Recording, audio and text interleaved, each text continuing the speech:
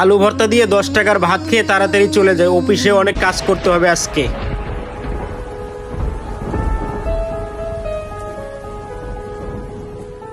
ভাবছিলাম আজকে মাছের মাথা দিয়ে ভাত খাবো, পকেটে মাত্র আছে 40 টাকা। মনে হয় খেতে পারবো না, থাক। আমার ভাগ্যে 10 টাকার ভাত আর আলু ভর্তা ছাড়া কিছুই জুটবে না। এই মাসুদ ভাই, এদিকে আসেন। ভাইয়া কি জন্য ডাকছেন? ওখানে একটা কাস্টমার আছে, দেখুন তো ওনার কি লাগে। আচ্ছা দেখতে আসি আমি। কি খাইবেন ভাই বলেন? ভাই আমারে 1 প্লেট ভাত দেন আর একটা আলু ভর্তা দেন। ঠিক আছে দিতে আসি।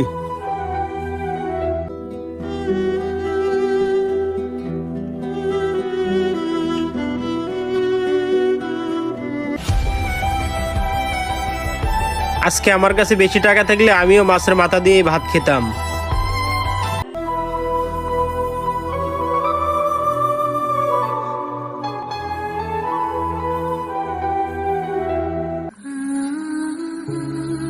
এই মাসুদ ভাই, এদিকে একটু আসেন তো।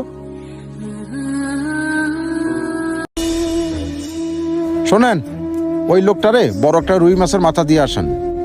ভাই উনি তো ভাত আর খালি আলুর ভর্তার অর্ডার করছে। শোনেন, আমি যা বলছি সেটাই করেন। আচ্ছা ভাই ঠিক আছে, আমি দিতে আসি।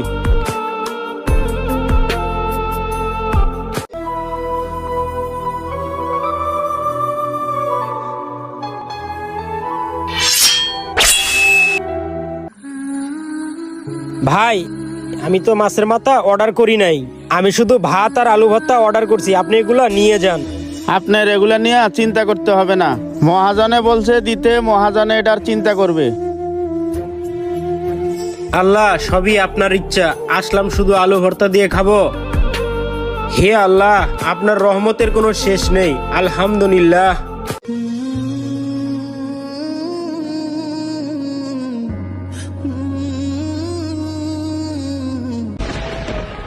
$10 বাদ জুটে না কপালে, আইসে আবার মাছের মাথা খাইতে।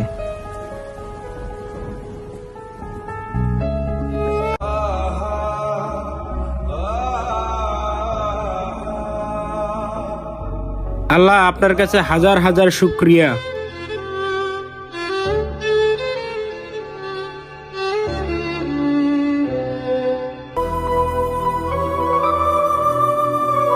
চাচা, আমি আপনার দোকানে আসার পরে শুধু ভাত আর আলু ভর্তা